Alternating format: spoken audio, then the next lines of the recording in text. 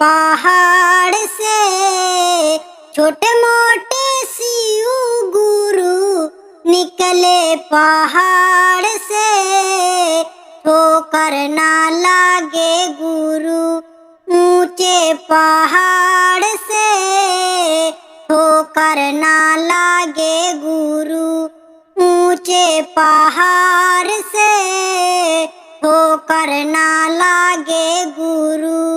पीछे मुड़ के देखा गुरु बांझन खड़ी है, पीछे मुड़ के देखा गुरु बांझन खड़ी है। बांझन के पुत्र देदा तुमसे ही आस है, बांझन के पुत्र दे